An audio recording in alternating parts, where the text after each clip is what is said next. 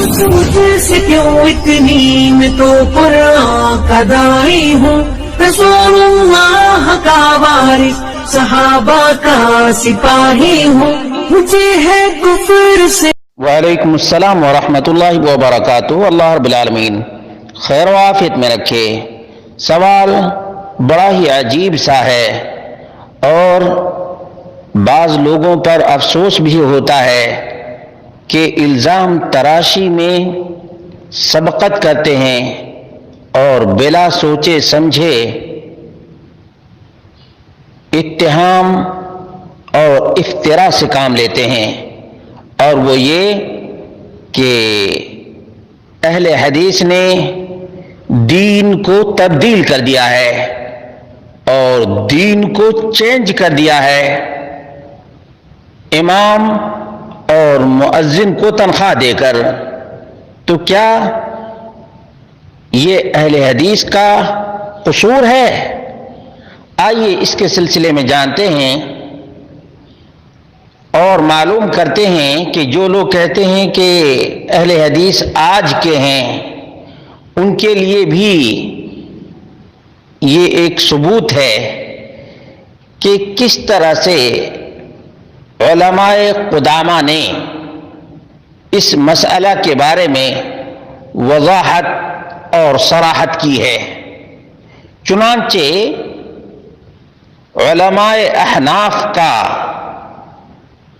یہ فتویٰ ہے کہ ضرورت مند امام اور مؤذن مکافأہ یا تنخواہ لے سکتا ہے، وہو اختیار متأخر الحنفیہ۔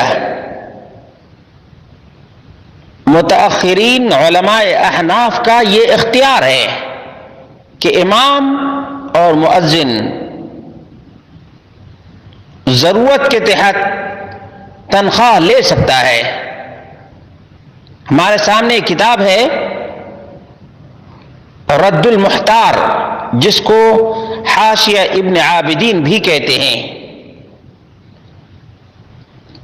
اس میں ہے علی ان المفتى به،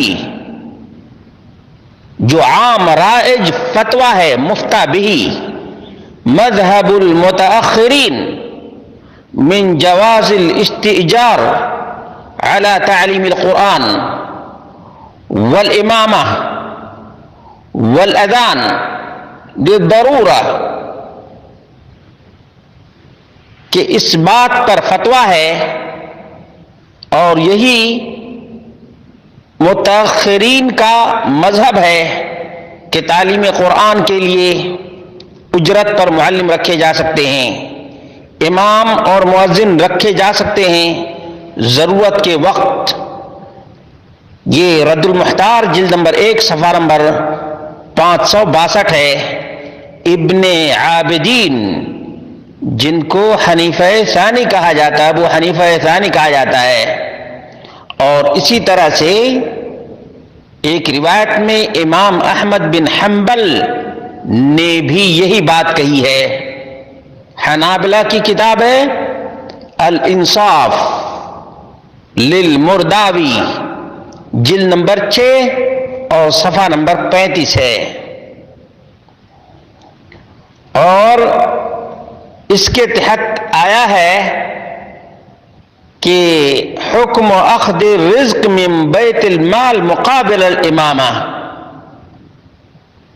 امامت کی وجہ سے بیت المال سے ضرورت کی چیز لی جا سکتی ہے۔ یجوز اخذ الرزق من بیت المال مقابل الامامہ، امامت کے مقابلے میں یا امامت کی وجہ سے ایک آدمی جو مربوط رہتا ہے، کسب اور پیشہ اختیار نہیں کر سکتا ہے، ایسی صورت میں وہ بیت المال سے اپنے اخراجات لے سکتا ہے۔ وہو مذہب المالکیہ، یاد رکھیں مواہب الجلیل للحطاب جلد نمبر 2 صفحہ نمبر 118 اور الذخیرہ للقرافی جلد نمبر 2 صفحہ نمبر 66 پر بھی ہے بات۔ معلوم یہ ہوا کہ یہ اہل حدیث کا جرم نہیں بلکہ علماء احناف، علماء مالکیہ اور امام احمد بن حنبل ان تمام سے ثابت ہے کہ وہ امام جو اپنے پیشے کو امامت کی وجہ سے نہیں اختیار کر سکتا ہے، یا مؤذن جو اذان کی وجہ سے مربوط رہتا ہے اور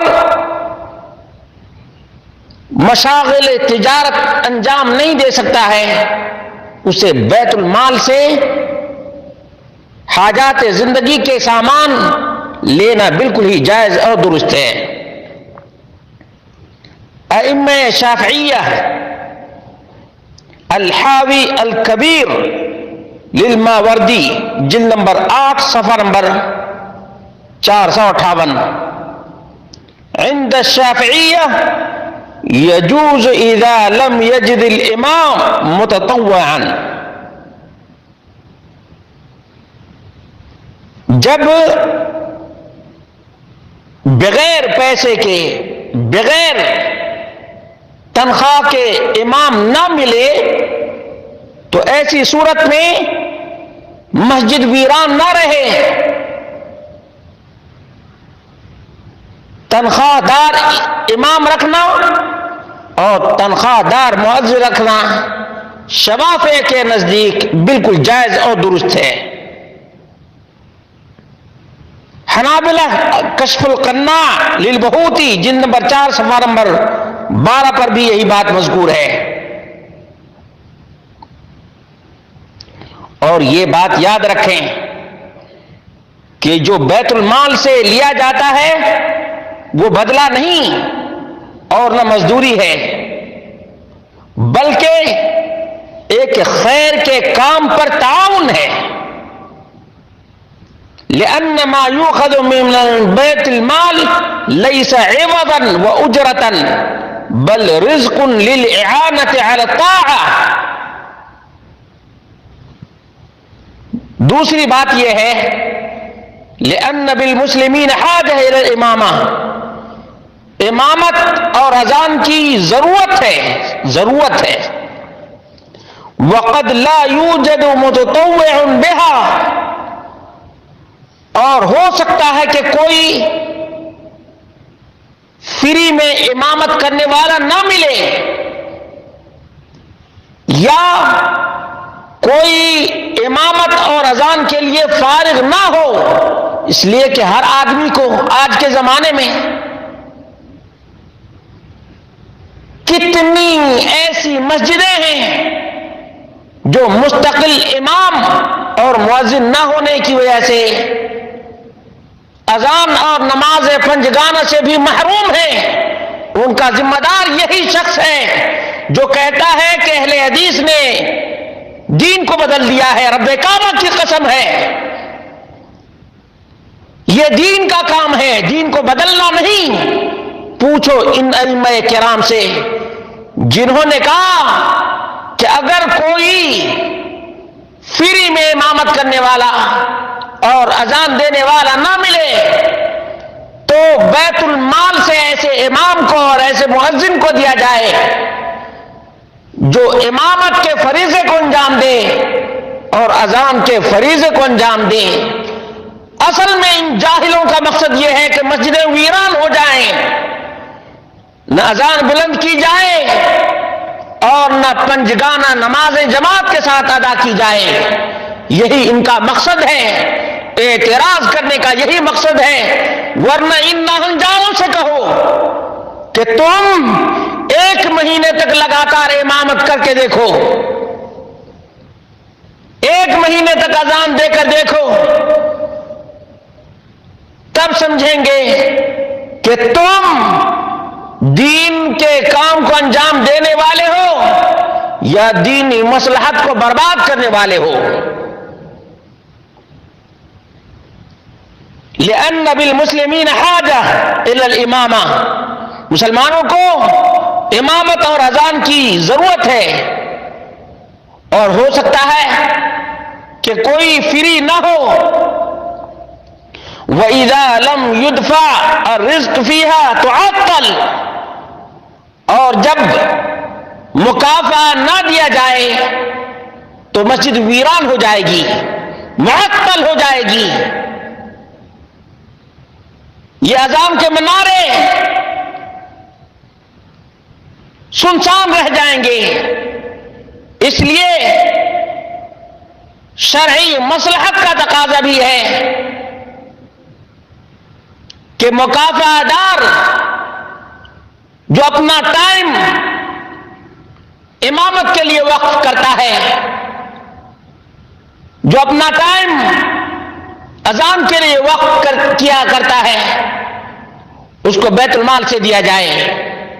ایسے ہی جیسے ابو بکر صدیق رضی اللہ عنہ نے خلافت کی ذمہ داری سنبھالتے ہوئے کہا تھا کہ ابو بکر تجارت کیا کرتا تھا اور اس کے گھر والوں کے لیے تجارت سے منافع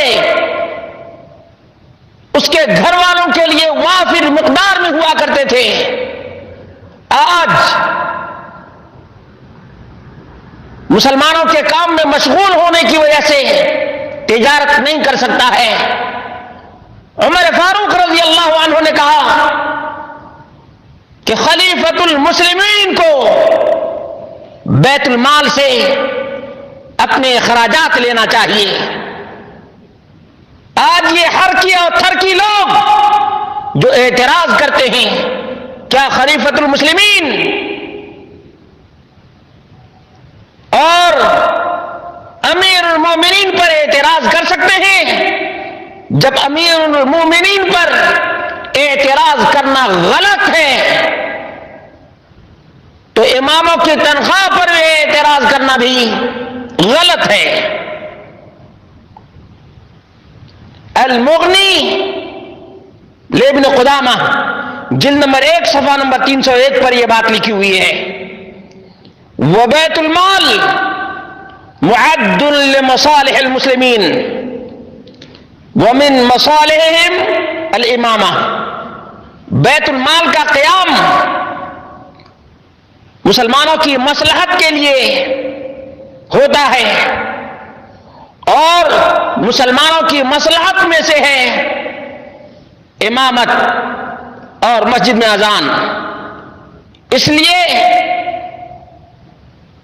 امامت اور اذان پر مکافأہ لینا وقت کے عوض میں ہے، اذان اور امامت کے عوض میں نہیں.